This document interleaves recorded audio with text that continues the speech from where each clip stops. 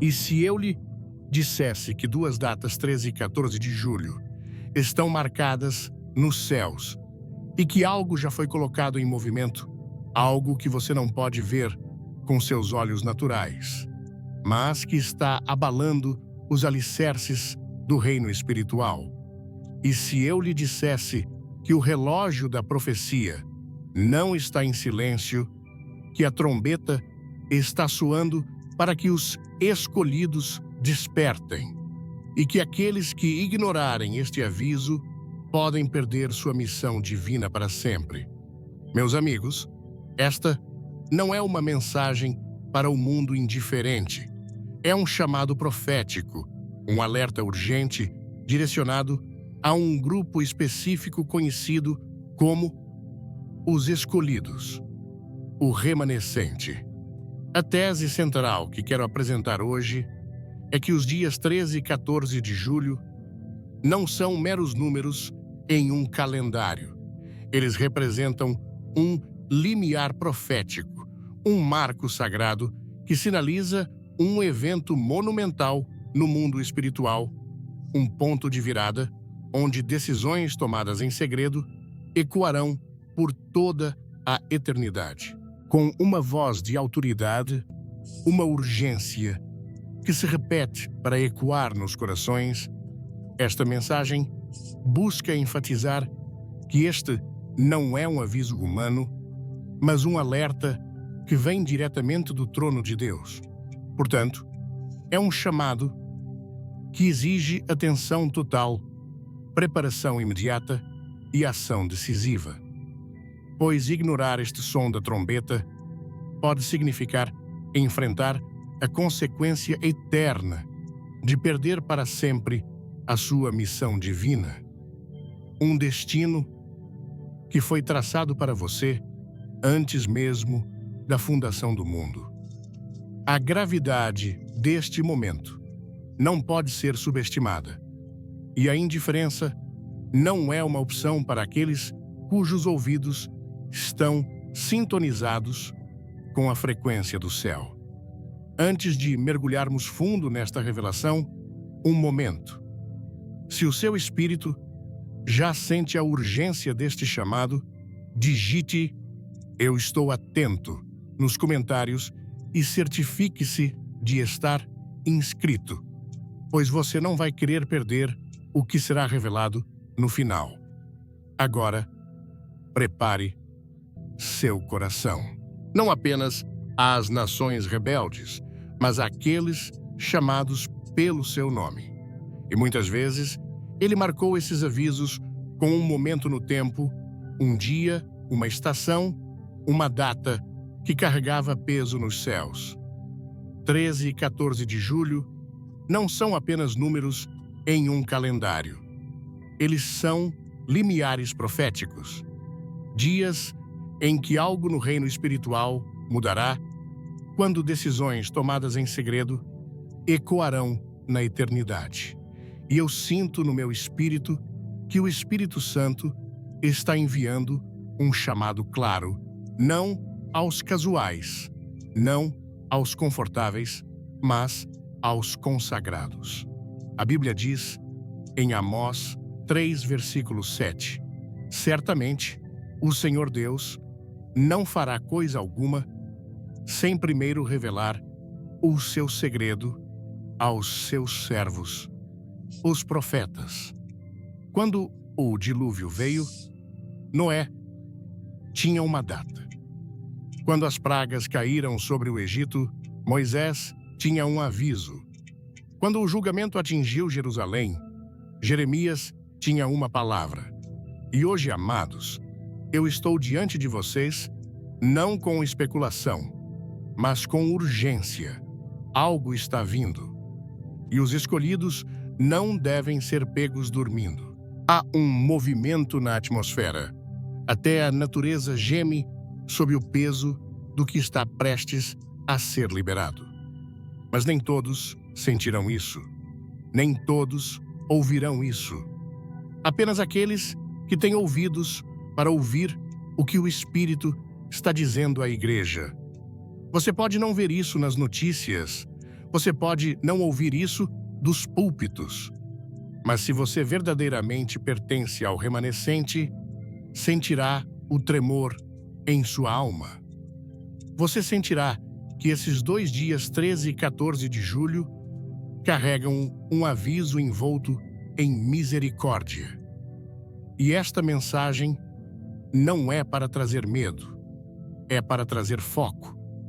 Porque Deus não está enviando esta palavra aos rebeldes, Ele a está enviando aos justos, àqueles que ainda choram pelo pecado, àqueles que ainda clamam na hora da meia-noite, àqueles que estão dispostos a ficar no espaço enquanto o mundo zomba e a igreja dorme.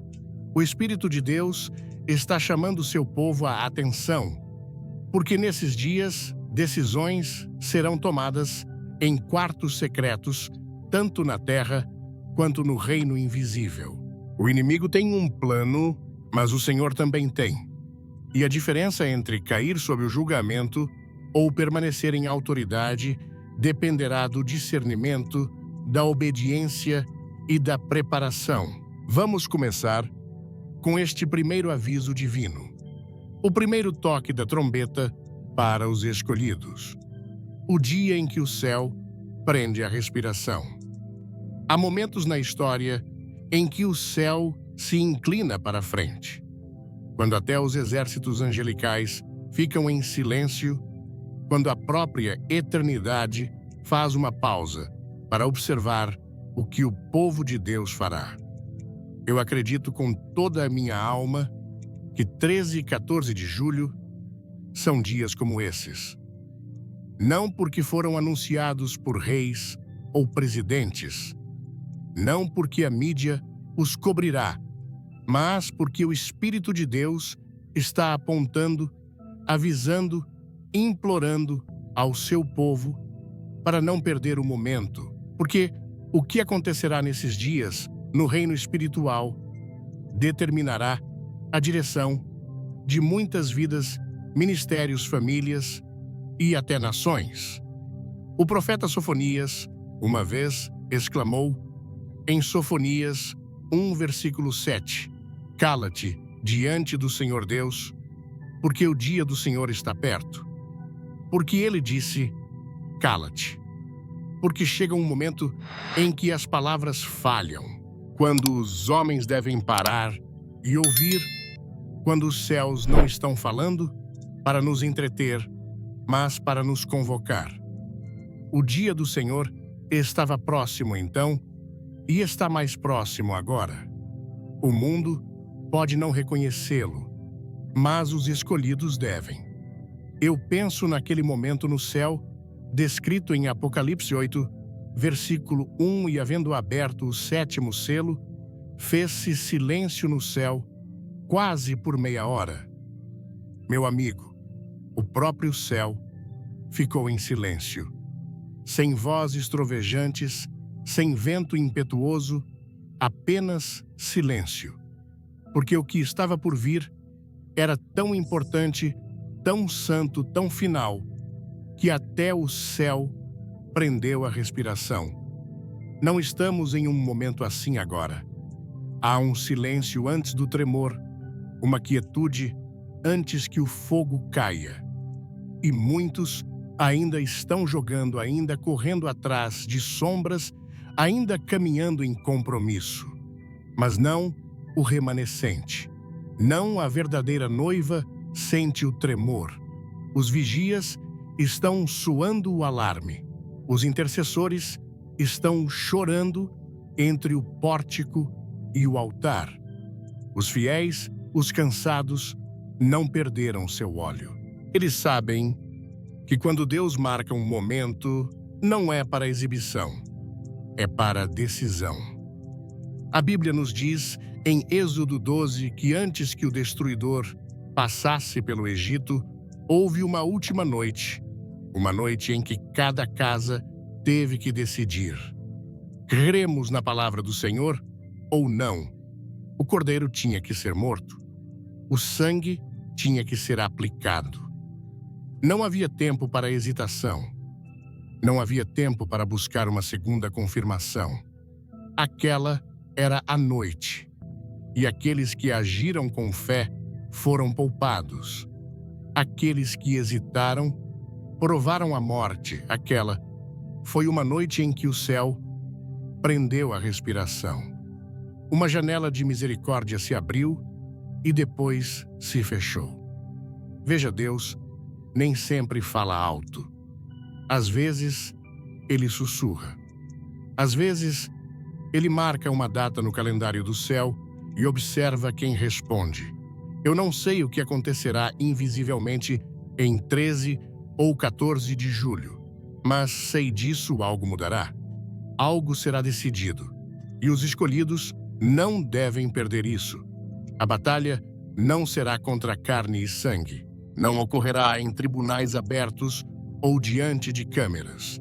Acontecerá nos lugares secretos, nos corações dos homens, nos quartos de oração, no reino espiritual. E cada crente estará de um lado ou do outro. Antes de começar, deixe um comentário com o número 1 e se inscreva no canal para mais mensagens poderosas como esta. Em 1 Reis 19, Elias estava em uma caverna quebrado e sobrecarregado. Ele acabara de chamar fogo do céu, mas agora sentia o peso do desespero. Ele estava ouvindo a voz de Deus, e a Bíblia diz: veio o vento, mas Deus não estava no vento. Depois o terremoto, mas Deus não estava no terremoto. Depois o fogo, mas Deus não estava no fogo. E depois veio uma voz mansa e delicada. E aquela voz trouxe direção.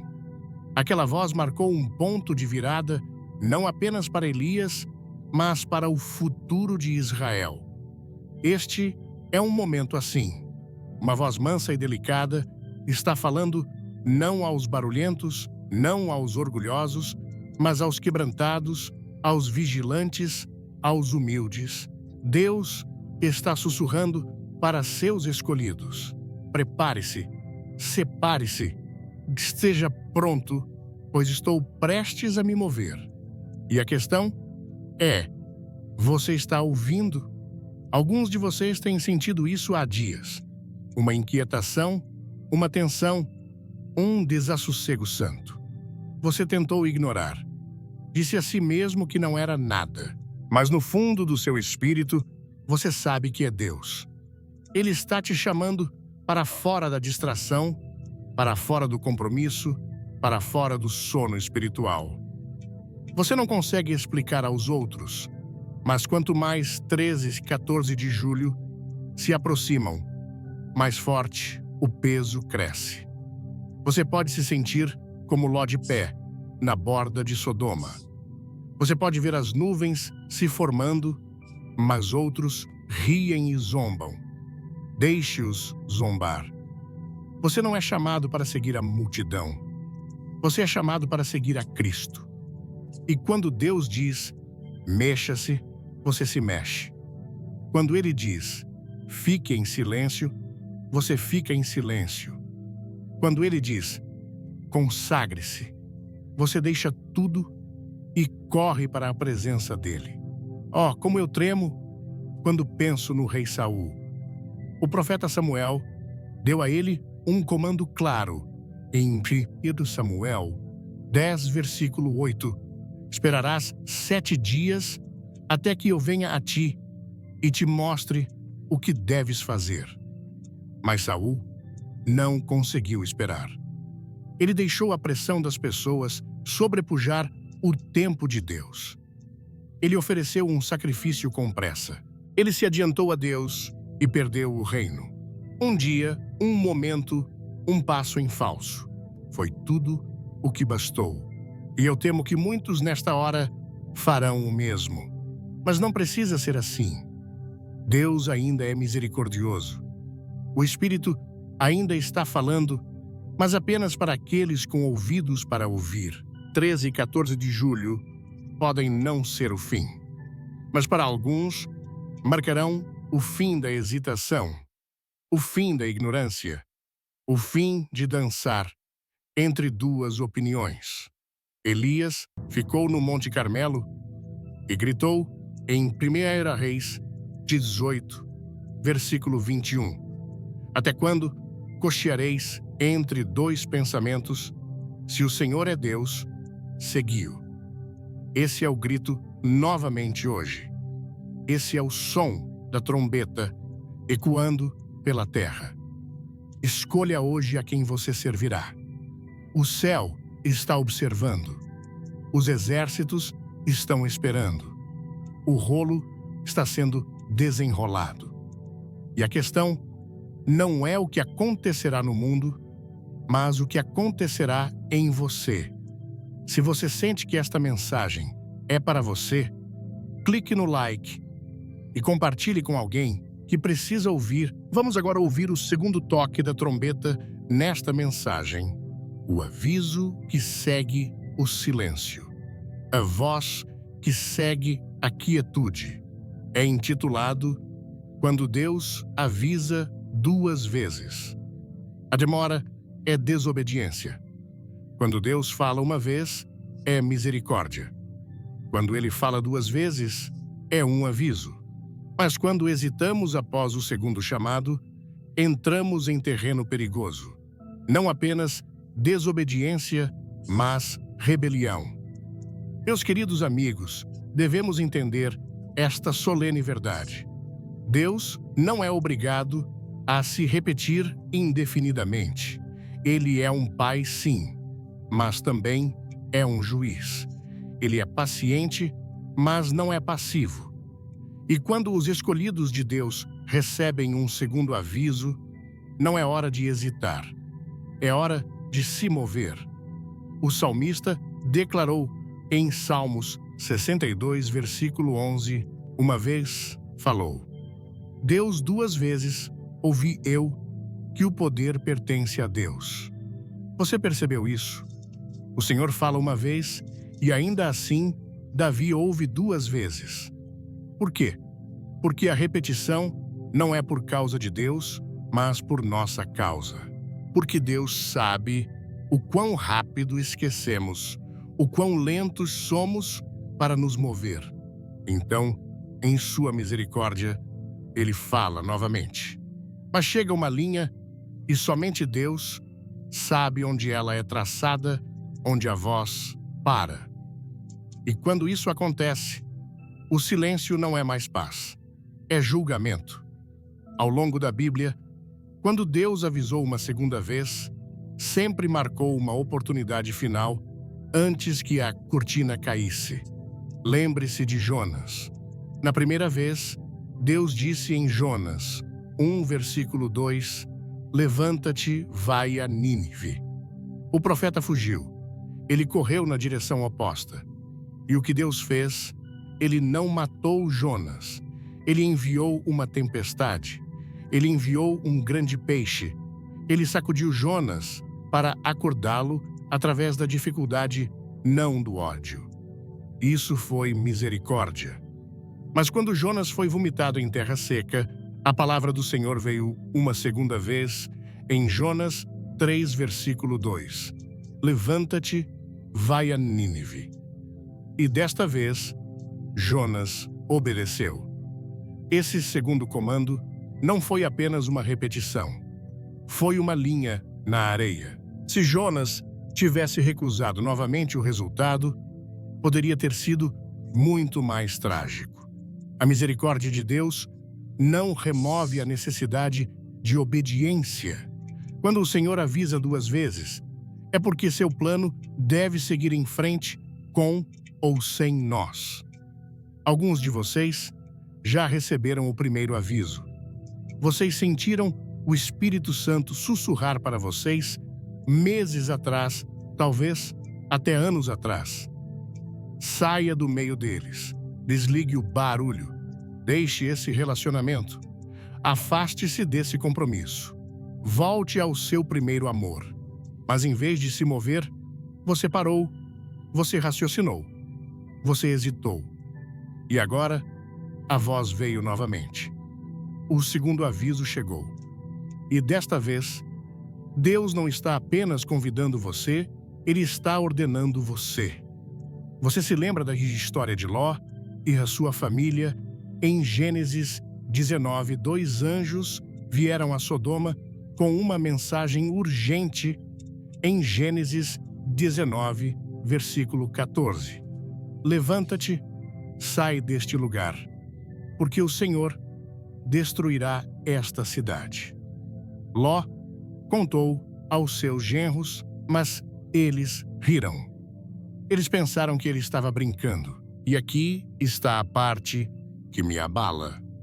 Enquanto ele demorava, os homens seguraram sua mão e o tiraram e o colocaram fora da cidade. Gênesis 19, versículo 16.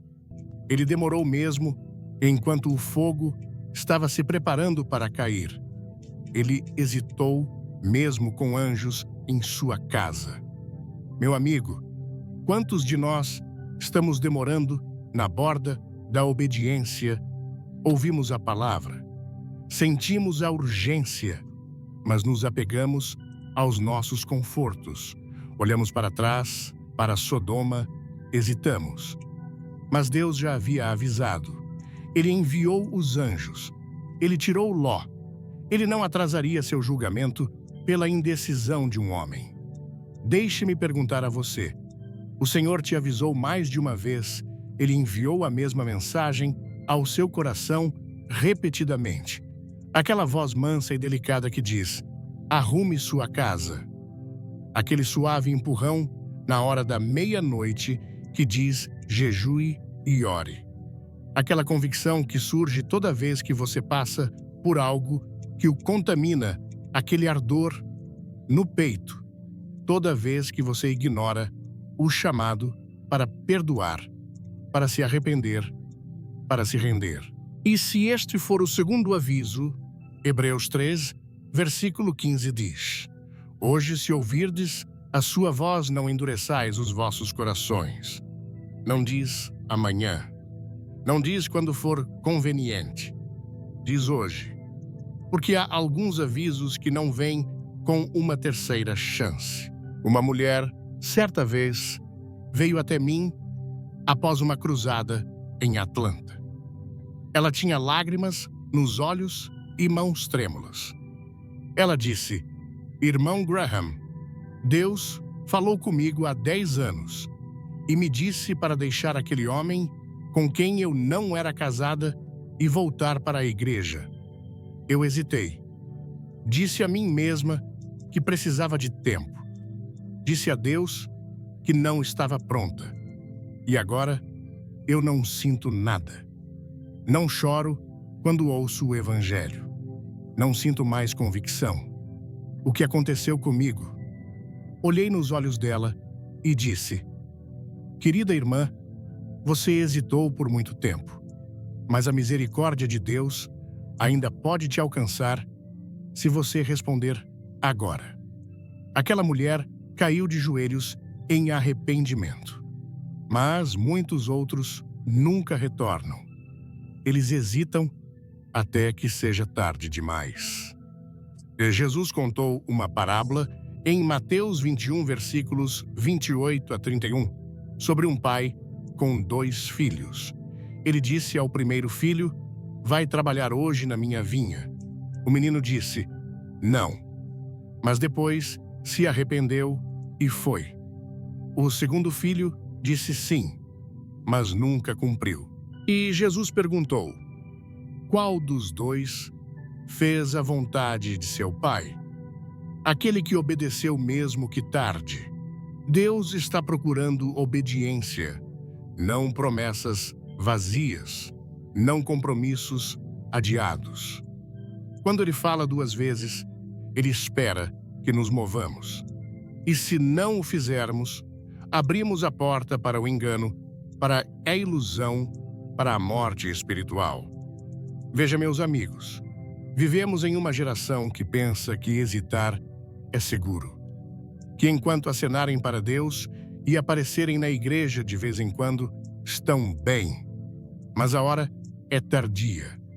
A trombeta está soando e aqueles que hesitam não entrarão. Olhe novamente para Mateus 25, a parábola das 10 virgens. Todas as 10 tinham lâmpadas. Todas as 10 pareciam certas, mas 5 não tinham óleo. E quando o noivo atrasou elas, dormiram. Quando ele finalmente chegou, elas acordaram e tentaram comprar óleo. Mas era tarde demais e a porta estava fechada. Mateus 25, versículo 10. Elas foram avisadas. O grito havia sido dado, mas elas não se prepararam. Elas hesitaram e sua hesitação se tornou desobediência. E sua desobediência custou-lhes o casamento. Então, eu pergunto a você, escolhido de Deus, o que você tem adiado? Que comando? Deus falou não uma vez, mas 2 vezes em sua alma. E 13 e 14 de julho não são apenas datas no calendário. São um ponto de verificação divino, um alarme profético. E se você hesitar agora, pode nunca encontrar o caminho de volta. Não saia agora. Assista até o final para uma revelação surpreendente que Deus preparou para você. O Espírito Santo está pairando. O fogo está se aproximando. A espada está sendo desembainhada. E a voz de Deus está falando novamente. Mas agora devemos nos voltar para o que está por vir. Porque após o segundo aviso, vem o terceiro encontro. E não é com um sussurro, mas com fogo e separação. A próxima mensagem é intitulada A Separação do Santo do Profano começa agora. Meus irmãos e irmãs, estamos na eira da história. Os ventos do julgamento estão soprando e o Espírito do Senhor está se movendo não com uma brisa suave, mas com um leque de joeirar poderoso. E ele está fazendo o que disse que faria nos últimos dias, separando o trigo do joio, o santo do profano, o fiel do falso.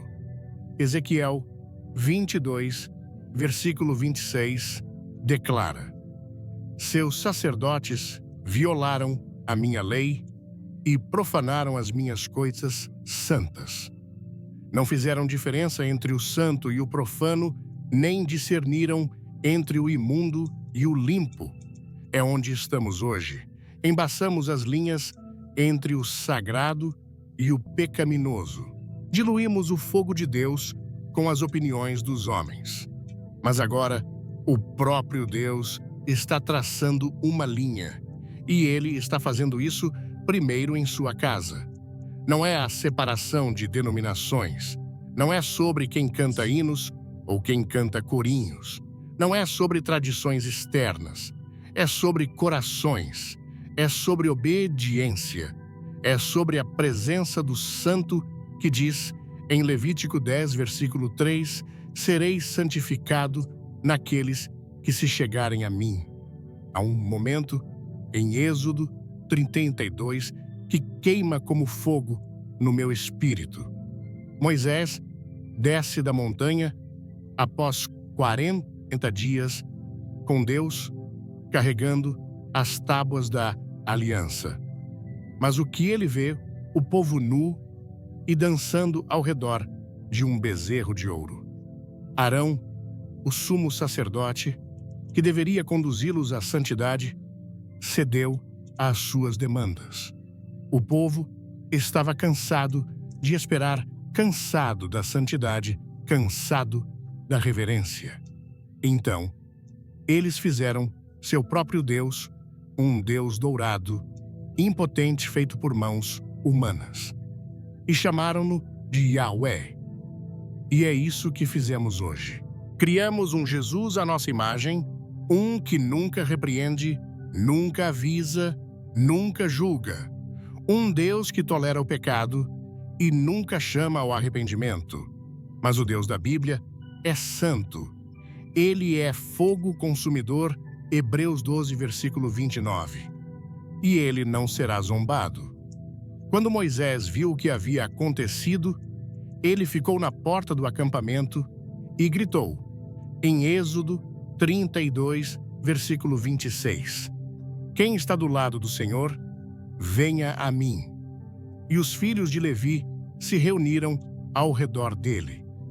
Aquele foi o momento da separação. E não foi simbólico. Foi literal. O julgamento caiu naquele dia. Milhares morreram. A dança parou. O grito terminou. O temor do Senhor retornou. E Deus está chamando novamente. Quem está do lado do Senhor? Não quem é popular.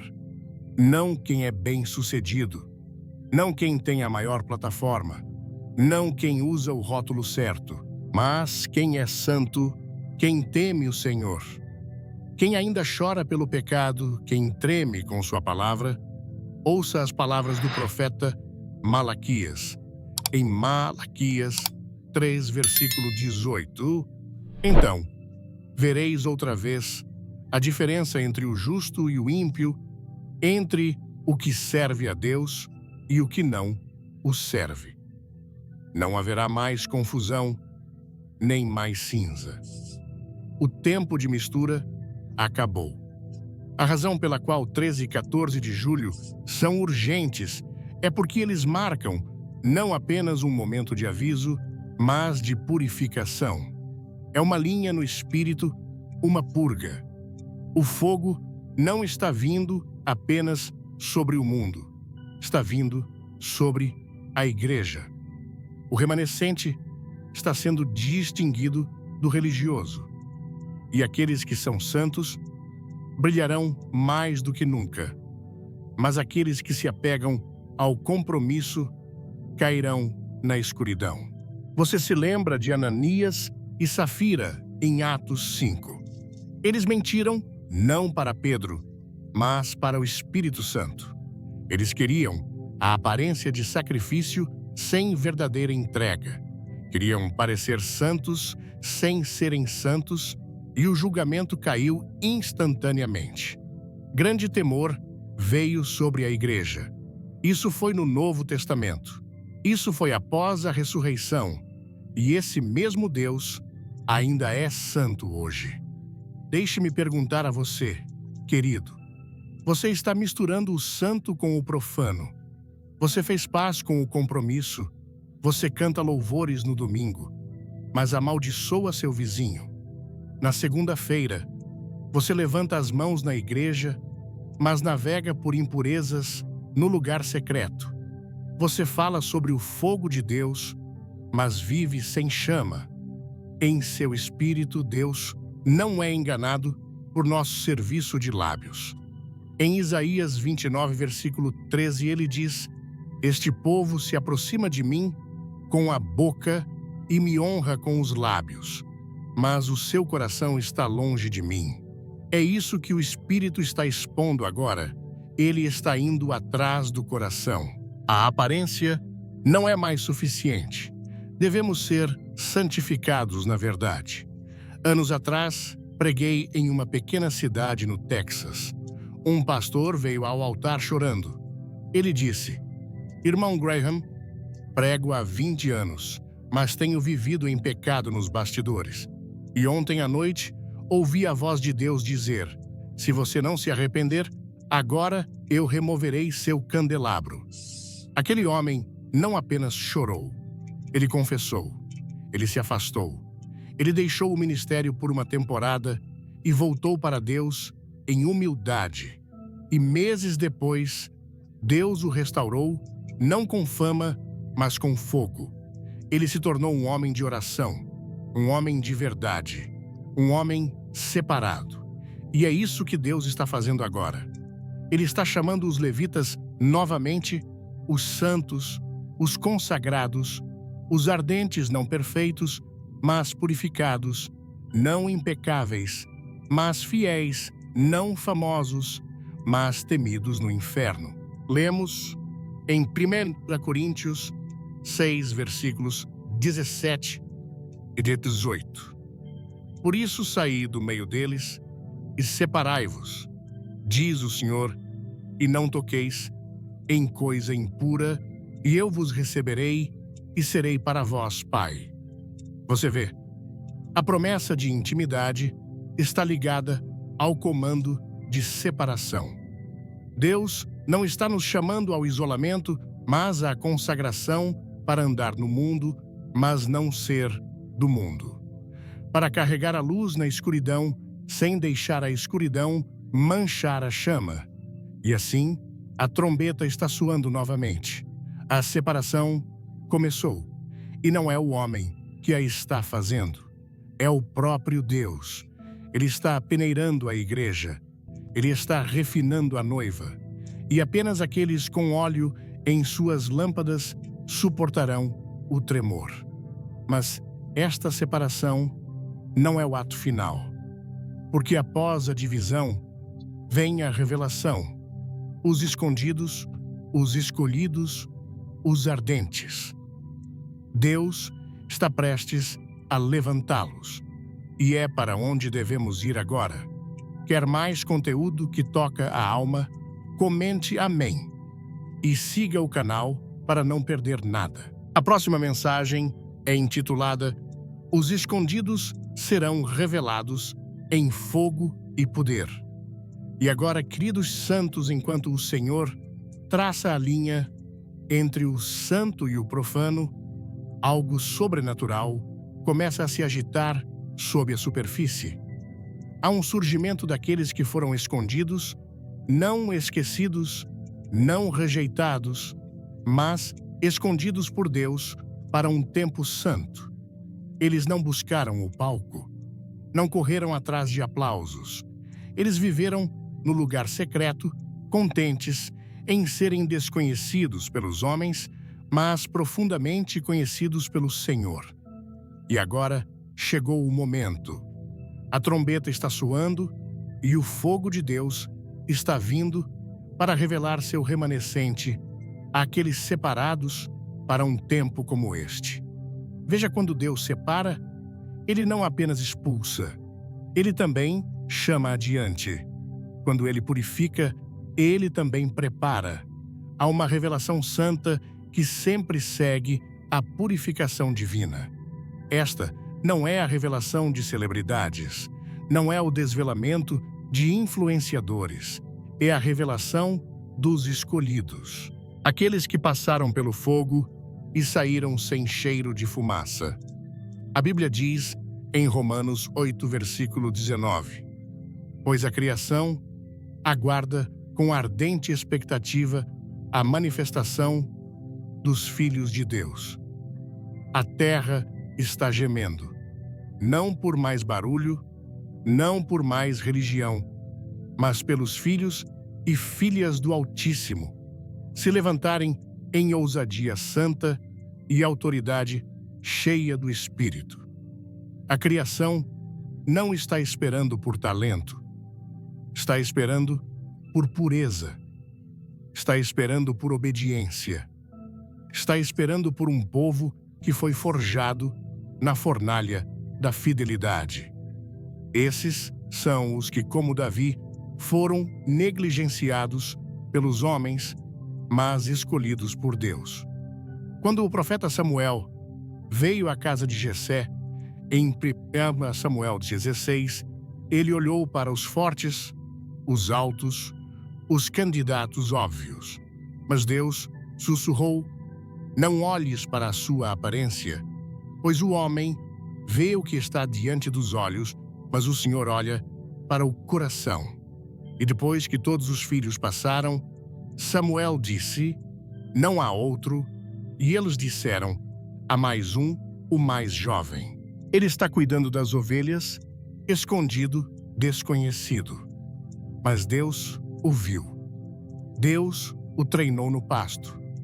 Deus o testou com o leão e o urso. E agora, em um momento de nomeação divina, o óleo fluiu. Há muitos hoje que se sentem esquecidos em seu pasto. Você serviu silenciosamente. Você orou em segredo. Você chorou atrás de portas fechadas. Você se recusou a comprometer quando outros foram aplaudidos por fazê-lo. E agora, o Senhor diz: o óleo está prestes a fluir sobre aqueles que preparei em segredo. A revelação não será glamurosa. Não virá com o brilho dos elogios dos homens. Virá com fogo. Virá com santidade. Virá com poder. Pois esta revelação não é para fama, é para função. Deus está levantando vozes nesta hora, que não farão cócegas nos ouvidos, mas perfurarão corações, que não pregarão conforto, mas convicção, que não reunirão multidões, mas colherão a ceifa. Olhe para Elias. Ele foi escondido por anos, primeiro pelo ribeiro, depois na casa da viúva. 3 anos e meio passaram na obscuridade. Mas quando chegou o momento da crise nacional, Deus disse em 1 Reis 18, versículo 1: Vai, mostra-te a Acabe. Não foi ideia de Elias, não foi autopromoção, foi o tempo divino. E quando Elias apareceu, ele não se misturou. Ele chamou fogo do céu. Estamos prestes a ver isso novamente. Homens e mulheres escondidos, desconhecidos para plataformas não reconhecidos por instituições, começarão a se mover em poder inegável. Não fogo estranho, não. Carisma carnal, mas fogo santo do altar de Deus. Suas palavras terão peso. Suas orações quebrarão cadeias. Suas mãos curarão os enfermos. Suas vidas convencerão os mornos. Esses são os Daniel que não se curvaram em Babilônia. Esses são os Estérs que se prepararam em silêncio para um tempo como este. Esses são os Paulos que foram derrubados de seus cavalos altos, cegados pela glória, e agora veem com olhos guiados pelo Espírito. Esses são as Marias que se sentaram aos pés de Jesus quando outros estavam distraídos pelo fazer. Esses são os Noés que construíram arcas enquanto o mundo ria. E agora a chuva está chegando. Em Isaías 49, versículo 2, o profeta fala do Messias, dizendo: Ele fez a minha boca como uma espada afiada. Na sombra da sua mão me escondeu. Alguns de vocês foram escondidos na sombra da sua mão. Não foi punição, foi preparação. O esconderijo foi misericórdia. O atraso foi proteção. E agora a mão está se levantando e a espada está sendo desembainhada. Mas esta revelação não virá sem fogo. Malaquias 3, versículos 2 e 3 diz: Mas quem suportará o dia da sua vinda e quem subsistirá quando ele aparecer? Porque ele será como o fogo do ourives, e ele se assentará como ourives e purificador de prata, e purificará os filhos de Levi. O mesmo fogo que revela também refina. E se você quer ser usado nesta hora, você deve passar pelo fogo com ele. Você deve deixar que ele queime todo traço de orgulho, luxúria, amargura e medo. Porque quando o fogo vier, ele exporá todo motivo, toda ambição secreta, todo ídolo escondido. Deus não está levantando performers, ele está levantando sacerdotes. Ele não está procurando câmaras de eco, ele está procurando altares ardentes. E aqueles que construíram altares no deserto logo receberão plataformas no espírito, não para exibição, mas para a glória. Você pode perguntar: como sei se sou um dos escondidos? Se você esteve disposto a ser o último, quando outros lutaram para ser o primeiro. Se você escolheu a oração, quando outros escolheram a popularidade. Se você disse sim à santidade, quando isso custou tudo, então, amigo, você está na companhia dos escondidos e seu tempo de revelação está próximo. Mas nem todos os que estão escondidos dirão sim. Alguns recuarão com medo. Outros desejarão o velho conforto da obscuridade. Mas aqueles que avançarem, aqueles que se renderem, aqueles que arderem com fogo santo, abalarão cidades e nações por Cristo. Pois o Espírito do Senhor está vindo não apenas sobre eles, mas através deles. Se esta palavra mexeu com você, aperte o like, compartilhe e fique até o fim para um momento especial. E agora, enquanto o Senhor chama seus escondidos, o palco está sendo limpo para uma demonstração santa. Mas enquanto Deus começa a se mover através deles, algo mais se agitará no reino espiritual. A escuridão não ficará em silêncio. O inimigo não ficará parado. A batalha se intensificará.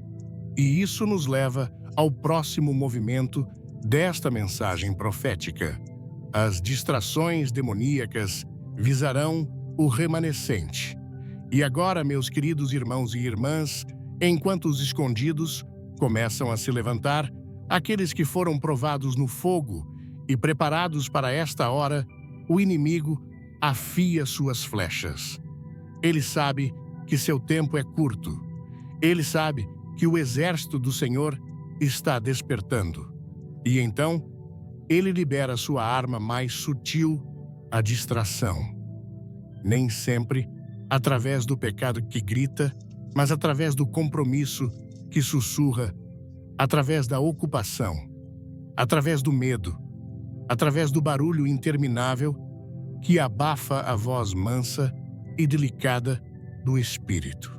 O inimigo não pode parar o que Deus ordenou, mas ele tentará atrasá-lo, desviá-lo, diluí-lo.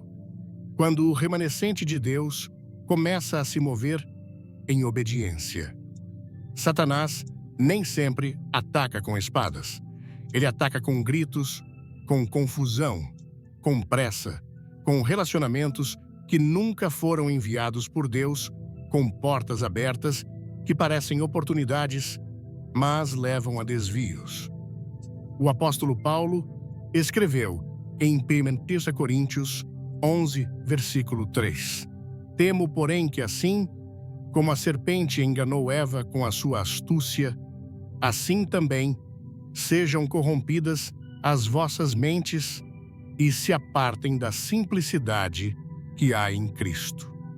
Você percebeu isso? Paulo temia não que os coríntios caíssem em pecado grosseiro, mas que fossem corrompidos da simplicidade, da pura devoção, do caminho estreito.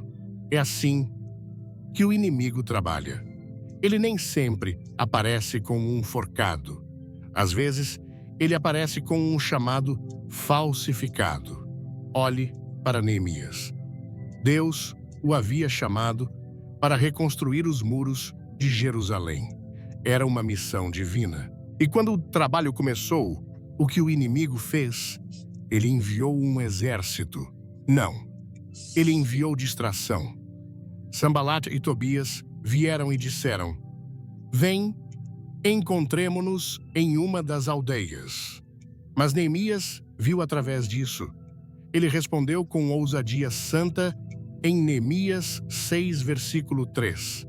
Estou fazendo uma grande obra, de modo que não posso descer. Amigo, esse é o grito do remanescente nesta hora. Não posso descer, não posso me afastar do que Deus me designou. Não posso comprometer este chamado. Não posso trocar consagração por conforto. Pois no momento em que você começa a construir, o inimigo tentará fazer você pausar, desviar seu foco, descer do muro. Alguns de vocês estão sendo distraídos por batalhas desnecessárias. O inimigo provocou drama em sua família, em sua igreja, até em sua mente. Não porque a batalha importa, mas porque a construção importa. Ele quer desgastá-lo com guerra para que você nunca termine o muro. Ele quer que você lute contra os inimigos errados, responda às acusações erradas e gaste energia em coisas que não têm valor eterno. Outros estão sendo distraídos por portas abertas que Deus nunca abriu. Nem tudo que é bom é de Deus. Satanás também pode oferecer portas abertas. Lembre-se de quando Jesus estava no deserto, jejuando por 40 dias, o diabo veio a ele e disse em Mateus 4, versículo 9: Tudo isto te darei, se prostrado me adorares. Agora, pense nisso. O diabo estava oferecendo a Jesus um atalho para o que já era seu por herança sem a cruz, sem o sofrimento, sem o Pai. É isso que a distração faz. Ela oferece a coroa sem a cruz. Oferece a promessa sem o processo. Diz por que esperar, por que obedecer, por que sofrer. Apenas pegue este caminho mais fácil. Parece espiritual o suficiente, mas ouça-me. Qualquer caminho que contorne a obediência, não importa o quão bom pareça, leva à destruição. Em Lucas 10, lemos sobre Marta e Maria. Marta estava fazendo o que parecia certo. Ela estava servindo, ela estava preparando a refeição. Mas Maria sentou-se aos pés de Jesus, ouvindo suas palavras, e Marta ficou frustrada e disse: Senhor, não te importas que minha irmã me deixe servir sozinha? Mas Jesus disse em Lucas 10, versículos 41 e 42, Marta, estás ansiosa e perturbada com muitas coisas, mas uma só é necessária. E Maria escolheu a boa parte, que não lhe será tirada. Ouviu isso? Uma coisa é necessária. Uma coisa, sentar-se aos pés de Jesus, ouvir sua voz, ser guiado por seu Espírito. Tudo mais, até o ministério, até o serviço, até a ocupação religiosa, pode se tornar uma distração se te afastar da intimidade com Cristo. É onde o remanescente deve permanecer. Devemos nos recusar a ser distraídos. Devemos ser como Paulo, que disse em Filipenses 3, versículo 13: Uma coisa faço, esquecendo-me das coisas que ficaram para trás e avançando para as que estão diante de mim. Não 10 coisas, não. Uma dúzia de sonhos. Uma coisa eu faço. Veja, o diabo não teme um cristão ocupado. Ele teme um focado. Um que sabe o que Deus disse. Um que não troca seu óleo por aplausos. Um que não troca seu fogo por fama. Um que caminha na estrada estreita sem virar à esquerda ou à direita. Lembro-me de ler a história de um reavivalista que uma vez foi oferecido uma plataforma na televisão nacional. Teria trazido influência, seguidores, finanças, mas o Espírito Santo sussurrou: não vá. Ele obedeceu. Anos depois, aquela mesma plataforma foi exposta por corrupção e compromisso. A distração tinha sido uma armadilha. O remanescente deve aprender a discernir. Em Provérbios 4, versículos 25 a 27, a palavra diz: Olhem os teus olhos diretamente para a frente e fixe-se o teu olhar no que está diante de ti. Pondera a vereda dos teus pés e não te desvies nem para a direita nem para a esquerda. Retira o teu pé do mal. Há um caminho estreito e poucos o encontram, mas aqueles que o fazem Aqueles que rejeitam a distração e abraçam a disciplina caminharão no fogo de Deus. Então, eu pergunto a você, o que está puxando sua atenção da presença dele? Que conversa, que relacionamento, que oportunidade está fazendo seus ouvidos ficarem surdos ao sussurro dele? Pode não ser maligno, mas pode não ser de Deus. E nesta hora, não podemos nos dar ao luxo de viver em quase obediência. Devemos estar totalmente rendidos.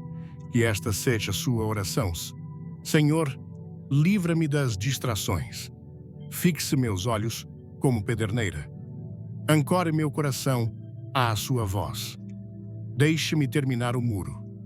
Deixe-me terminar a corrida.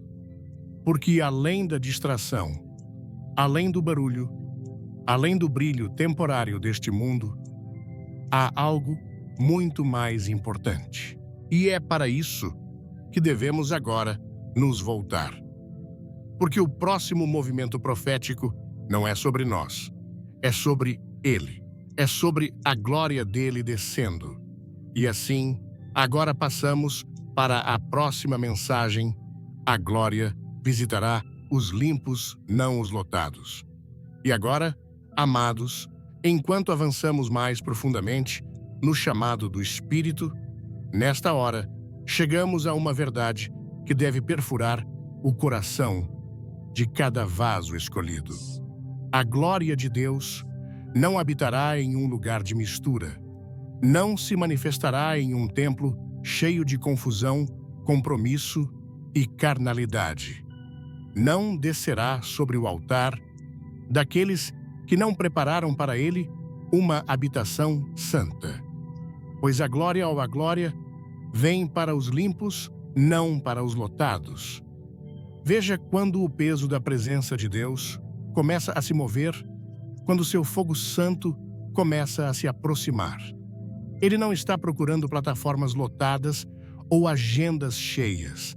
Ele não está procurando igrejas cheias de barulho, mas vazias de poder. Ele está procurando pureza. Ele está procurando vasos que foram esvaziados do mundo e cheios dele. Ele está procurando um remanescente que limpou o palco do eu e fez espaço apenas para a glória dele. Vamos voltar à palavra. Em 2 Crônicas 5, versículos 13 e 14, lemos sobre a dedicação do Templo de Salomão. A Bíblia diz: os trombeteiros e os cantores uniram-se para louvar e dar graças ao Senhor. Então, a casa do Senhor se encheu de uma nuvem e os sacerdotes não podiam exercer o seu ministério por causa da nuvem, pois a glória do Senhor encheu o templo de Deus. Você ouviu isso? A glória veio quando a casa estava preparada em ordem. Os cantores estavam em uníssono. Os levitas haviam se santificado. A arca da aliança havia sido colocada em seu lugar devido. E então a glória caiu. Mas hoje queremos a glória sem a purificação. Queremos o fogo sem o altar. Queremos avivamento sem arrependimento. Queremos uma efusão enquanto seguramos a falta de perdão, fofoca, imoralidade sexual, pecado secreto, orgulho espiritual. Mas, amigo, Deus não compartilhará sua glória com a carne. Ele não se manifestará onde há confusão espiritual. Em Ezequiel 8, versículo 10, o profeta viu uma visão trágica. E a glória do Senhor começou a se retirar do templo lentamente, em estágios, por causa da idolatria oculta dentro da casa de Deus. Os anciãos estavam adorando falsos deuses em segredo. As mulheres estavam chorando por Tamuz. O santuário estava lotado de imagens que provocavam ciúmes em Deus, e a glória se levantou. Oh, quantas igrejas hoje ainda estão cantando, ainda pregando, ainda se reunindo, mas a glória se levantou, porque enquanto o santuário parece santo no domingo, os corações do povo estão cheios de ídolos na segunda-feira. Seus altares estão lotados, seus espíritos estão divididos. Suas mãos não estão limpas. E o Senhor diz em Salmos 24, versículos 3 e 4: Quem subirá ao monte do Senhor? Quem estará no seu lugar santo? Aquele que tem mãos limpas e coração puro. Você quer a glória? Você quer que Deus entre em sua vida, em sua família, em sua igreja, com peso, poder e fogo? Então, faça espaço. Limpe a casa. Limpe o palco. Derrube os ídolos do eu. Quebre o altar do ego. Expulse as raposas escondidas que estragam a videira. Pois a glória só repousará onde a santidade foi honrada. Pense em Jesus entrando no templo em João 2. Ele encontrou cambistas, comerciantes e barulho. A casa estava lotada, mas não com adoração, não com oração. Estava lotada de distrações. E o que Jesus fez? Ele limpou o templo. Ele virou as mesas. Ele os expulsou com um chicote. Ele restaurou a ordem. Por quê? Porque ele disse: a casa de meu pai será chamada casa de oração. E somente quando o templo estava limpo, seu poder pôde ser verdadeiramente visto. Lembro-me de ouvir sobre um avivamento no início dos anos 1900 em uma pequena cidade rural. Não havia luzes, microfones pregadores famosos, apenas pessoas famintas por Deus, pessoas que choravam no altar, pessoas que chegavam cedo para se arrepender e ficavam até tarde para adorar. E o poder de Deus veio como fogo. Os enfermos foram curados. Os viciados foram libertos. Pecadores caíam de joelhos nas ruas sob convicção. Por quê? Porque o povo havia feito espaço. A casa havia sido varrida. E o avivamento não é uma data no calendário. Não é uma série de reuniões ou música emocional. O avivamento é quando Deus desce em santidade. E ele só vem onde é honrado. Em Isaías 57, versículo 15, o Senhor diz: habito no alto e santo lugar e também com o contrito e humilde de espírito. Essa é a habitação da glória. Humildade, arrependimento, pureza. É por isso que 13 e 14 de julho são tão críticos. Para alguns, esses dias exporão o que está lotado e o que está limpo. Esses dias revelarão quem tem brincado de igreja e quem tem preparado o templo. Porque nesta hora, Deus não está visitando todos os edifícios. Ele não está ungindo todas as reuniões. Ele está procurando lugares onde o remanescente disse: Senhor, não nossa vontade, mas a tua. Purifica-nos, limpa-nos, esvazia-nos. Já entretemos o suficiente. Já nos apresentamos o suficiente. Já brincamos com coisas santas o suficiente. É hora de voltar ao altar. É hora de clamar como Davi em Salmos 51, versículo 10. Cria em mim um coração puro, ó Deus, e renova em mim um espírito reto. Esse é o coração que carregará a glória. Esse é o coração que verá o avivamento. Deixe-me perguntar a você hoje: o que está lotando o seu templo? É o pecado? É a amargura? É a ansiedade? O medo ou o barulho deste mundo? O que o Senhor encontraria se entrasse no templo do seu coração. Agora, ele encontraria espaço para sua glória ou encontraria um palco montado para o eu. Se queremos sua glória, devemos fazer um lugar limpo, um lugar sagrado, um lugar preparado. Porque a glória não vem para nos entreter. Ela vem para nos transformar. Ela vem para santificar. Ela vem para julgar. Ela vem para curar. E apenas aqueles que estão limpos poderão suportar quando ela vier. Agora, enquanto continuamos no movimento final desta mensagem urgente, devemos considerar a maior preparação de todas. Não apenas para uma data, não apenas para um avivamento, mas para a própria eternidade. Porque o tempo está se esgotando e o aviso final já está ecoando. O relógio está correndo. E assim, agora voltamos nossos corações para este chamado final. A separação final já começou. Chegamos à borda de algo eterno. Chegamos ao momento que os profetas desejaram ver. Um momento em que o tempo e a eternidade começam a se tocar. Quando a eira está tremendo sob os pés dos escolhidos e a mão de Deus já está peneirando, já separando, já dividindo, não amanhã, não no próximo ano, mas agora. A separação final já começou. Jesus falou disso claramente em Mateus 25.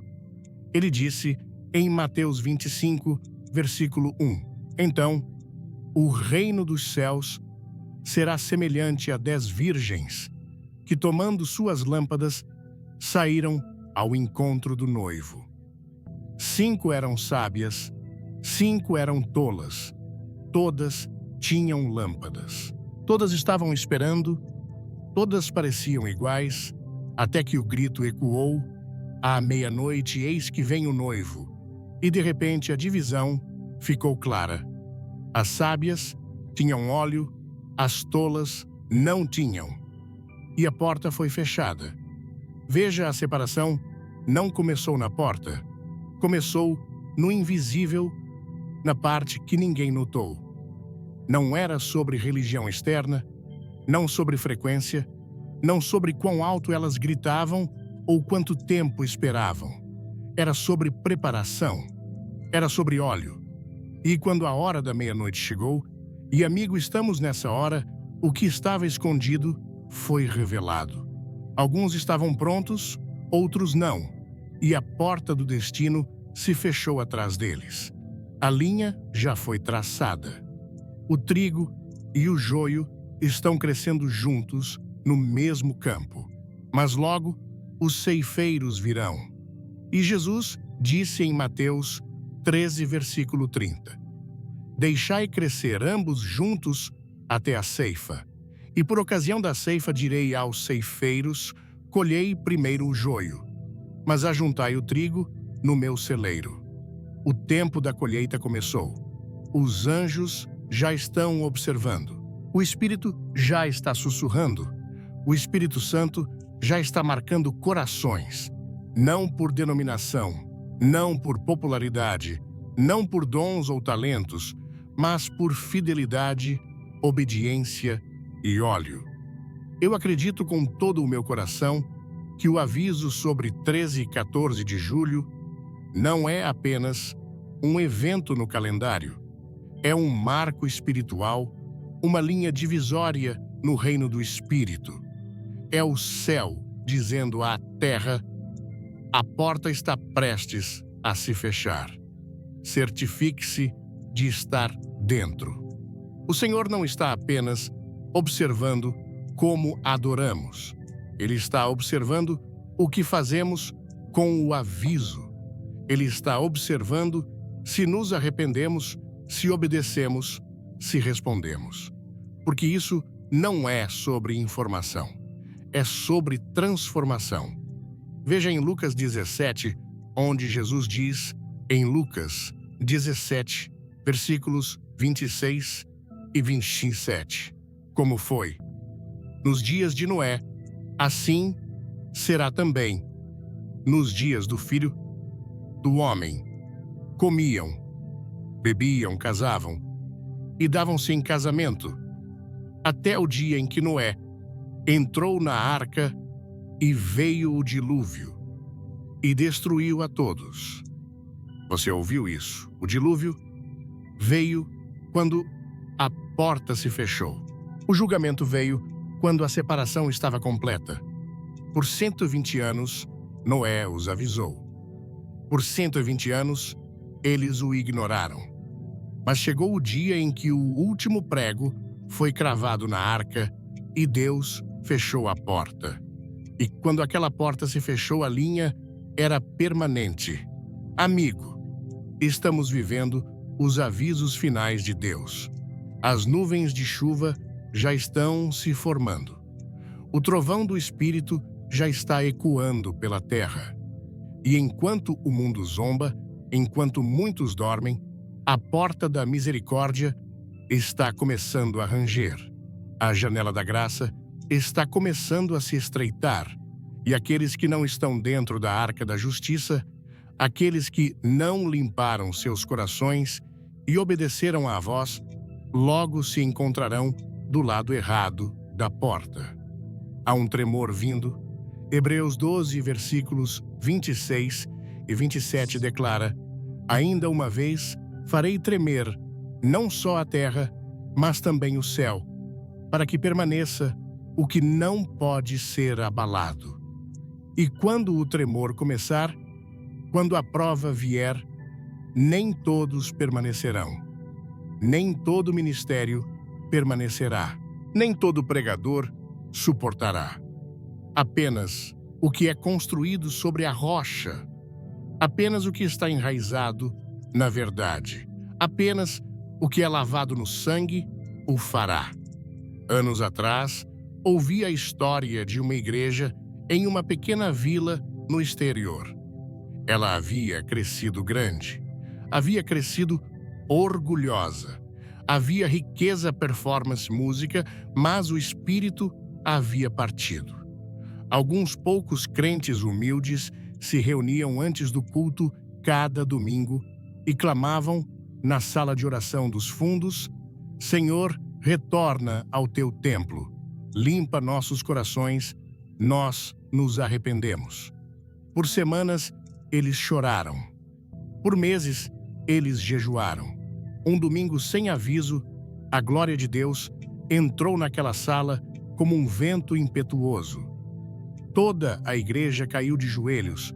Pastores confessaram pecados ocultos. Membros renunciaram à feitiçaria, à falta de perdão, à pornografia, e o avivamento irrompeu. Não por causa de um pregador convidado, não por causa de um folheto de avivamento, mas porque o remanescente havia sido separado. É isso que Deus está fazendo agora. Ele está separando. Ele está chamando seu povo para fora do meio deles. Ele está dizendo o que disse em 2 Coríntios 6, versículos 17 e 18. Saí do meio deles e separai-vos, diz o Senhor, e eu vos receberei e serei para vós Pai. A linha final não está sendo traçada pelo homem, está sendo traçada pelo Espírito de Deus, e você não poderá cruzá-la mais tarde. Quando a porta se fechar, será tarde demais. E deixe-me falar ao que ainda tem mistura em seu coração. Você vai à igreja, mas seus pés ainda estão no mundo. Você fala o nome de Jesus, mas seu coração está longe dele. Você lê devocionais, mas ainda flerta com o pecado. Este é o seu momento. Este é o seu aviso. Esta é a sua janela de misericórdia. Deus está te separando, agora não para te destruir, mas para te salvar. Em Malaquias 3, versículo 18, o Senhor declarou: Então, vereis outra vez a diferença entre o justo e o ímpio, entre o que serve a Deus e o que não o serve. E, amados, essa hora de discernimento chegou. Não é apenas sobre 13 e 14 de julho. É sobre sua eternidade. É sobre onde você estará quando o fogo cair. É sobre se você está dentro da arca ou deixado na margem.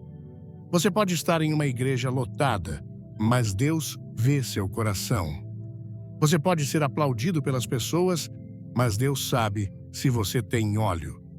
Você pode carregar um título, mas Deus sabe se você carrega sua presença. A linha está sendo traçada e apenas os santos, apenas os famintos, apenas os obedientes serão encontrados dignos de carregar o que está por vir. E assim, meus queridos amigos, chegamos ao limiar, não apenas do fim desta mensagem, mas ao limiar da própria eternidade, onde o eco final da trombeta já ressoa. Percorremos juntos um caminho de verdades tão cortantes quanto um relâmpago, verdades sobre obediência, discernimento, santidade e o abalo inexorável que já está sobre nós. Vimos que a hora é desesperadoramente urgente, que os dias 13 e 14 de julho não são meramente datas em um calendário, mas marcos divinos, um ponto de inflexão na história da misericórdia e do juízo de Deus. A separação, como vimos, não é um evento futuro. Ela já começou. O trigo e o joio crescendo lado a lado, não mais em uma coexistência pacífica, mas sob o olhar atento e perscrutador do Todo-Poderoso, que já segura a peneira em sua mão. A trombeta soou e a voz de Deus está chamando seus escolhidos para fora da escuridão, para fora da mornidão confortável e para dentro de sua maravilhosa e terrível luz. Lembrem-se, fomos avisados que não há mais tempo para hesitação, não há mais espaço para corações mornos ou lealdades divididas. A linha que Deus está traçando na areia do tempo não é para o mundo, mas para a sua casa. É um chamado para a santidade, uma santidade pura, inflexível e intransigente. É um chamado ao arrependimento, não um arrependimento superficial de palavras, mas um arrependimento profundo e completo que rasga o coração e não apenas as vestes. É um chamado a uma fidelidade inabalável, uma fé que se recusa a ser abalada.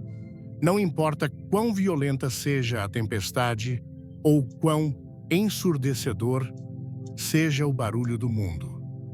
Vimos que o perigo da demora é a porta de entrada para a desobediência e a desobediência para o juízo. Como Ló, que hesitou na soleira de Sodoma, mesmo com os anjos puxando sua mão, muitos hoje ouvem o aviso, sentem a urgência, mas se apegam aos seus confortos, aos seus relacionamentos profanos, aos seus pecados secretos, olhando para trás, enquanto o fogo do céu já está sendo preparado. Vimos que Deus, em sua misericórdia, pode avisar uma segunda vez, como fez com Jonas, mas essa segunda chamada não é um convite, é uma intimação final. Recusá-la pode ter consequências trágicas e eternas. Entendemos que a grande separação já está em andamento. Deus está purificando o seu templo e essa purificação começa conosco.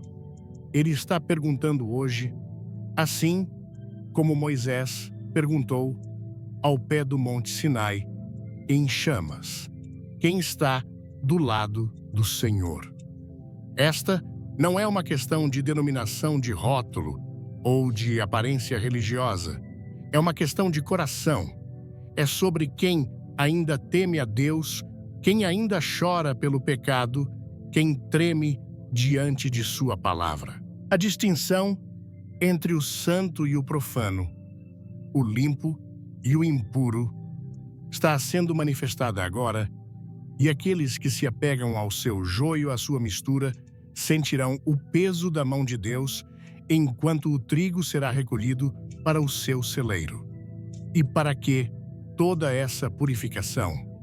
Para que os seus escondidos possam ser revelados. Aqueles que foram forjados no fogo do secreto, que preferiram o altar à plateia, que escolheram a oração em vez da popularidade. Deus está prestes a liberar um exército que o mundo não conhece, mas que o inferno teme. Um exército que não virá com carisma carnal, mas com fogo santo. E é precisamente por isso que o inimigo intensificou seus ataques mais sutis às distrações. Ele não teme um cristão ocupado. Ele teme um cristão focado. Ele tentará te tirar do muro, como tentou com Neemias, com ofertas que parecem boas com conflitos, que drenam sua energia, com qualquer coisa que te faça descer do seu propósito divino. E finalmente compreendemos a verdade mais solene de todas: a glória de Deus visitará os limpos, não os lotados. Deus não derramará sua presença avassaladora em um templo cheio de ídolos, de ego, de amargura, de pecados não confessados. Ele procura um lugar preparado, um coração esvaziado de si mesmo para ser preenchido por ele. A glória que fez os sacerdotes caírem por terra no templo de Salomão só veio depois que a casa foi purificada e ordenada. Se queremos avivamento, se queremos a presença manifesta de Deus que abala nações, devemos primeiro permitir que seu fogo purificador abale nossos corações e limpe a nossa casa. Portanto, a pergunta que paira no ar, mais pesada que a própria atmosfera, não é mais o que vai acontecer, mas sim o que você fará. Você responderá a este chamado, você se humilhará sob a poderosa mão de Deus. Você se separará das distrações e mentiras do mundo para se firmar inabalavelmente sobre a rocha dos séculos. O convite é claro, como cristal. A porta da arca da salvação e da santidade está aberta, mas posso lhes garantir, pelo Espírito de Deus, que ela não permanecerá assim para sempre. O som que se ouve ao longe não é o de uma festa, mas o rangido dos seus gonzos começando a se mover. Eu imploro, com cada fibra do meu ser, a cada alma que ouve esta mensagem, não endureça o seu coração. Não adie a sua entrega. O tempo para se preparar é agora. Não amanhã, não quando for conveniente, não depois de resolver só mais uma coisinha. Agora. Como você faz isso? A resposta é prática e foi dada pelos profetas de outrora. Soprem a trombeta em Sião. Primeiro, santifiquem um jejum. Desligue o barulho do mundo, da mídia, das redes sociais. Declare guerra à sua carne. Mostre a si mesmo e aos céus que sua única fonte de sustento é a presença de Deus. Segundo, convoquem uma assembleia solene. Reúna sua família. Chame aqueles em sua igreja que também estão ouvindo este som. Não para fofocar ou especular, mas para orar. Deixem que os sacerdotes, os ministros do Senhor, chorem entre o pórtico e o altar. Deixem suas lágrimas serem a semente para o avivamento. Terceiro, limpem o coração e andem em obediência. Façam um inventário implacável de sua vida, onde há pecado escondido, onde há perdão retido, onde há ídolos no altar do seu coração. Derrube-os. Arrependa-se com obras, não apenas com palavras. Obedeça àquela direção que o Espírito Santo tem sussurrado para você há semanas, meses, talvez anos. Quarto, vistam-se com toda a armadura de Deus. Levantem-se, remanescente escolhido, permaneçam firmes em sua fé. Apeguem-se às promessas da Escritura, como um homem que se afoga, se apega a uma boia. Andem na luz da sua verdade, porque os dias à frente testarão cada coração. Mas o Senhor será o seu refúgio e a sua fortaleza. Este é o seu momento. Este é o seu encontro divino com o destino. Você atenderá ao aviso. Você atravessará a porta aberta da consagração total. Você será encontrado fiel quando os céus se abalarem e a terra tremer. A trombeta está soando, o Espírito está chamando, a hora é agora. Que seus ouvidos ouçam o que o Espírito diz às igrejas e que seu coração responda com santidade e obediência e uma fé inabalável. E antes de orarmos, se esta palavra ardeu em seu espírito como fogo, se você decidiu hoje que não será mais um espectador, mas um participante ativo neste mover final de Deus, eu quero que você faça uma declaração pública de fé nos comentários agora mesmo. Não para mim, mas como um memorial diante de Deus e dos anjos. Escreva: eu escolho o altar e me recuso a descer do muro. Deixe o céu registrar sua decisão hoje. Que Deus te abençoe e que a sua graça seja o seu guia até aquele dia glorioso em que estaremos diante do seu trono para sempre redimidos, para sempre vitoriosos. Amém.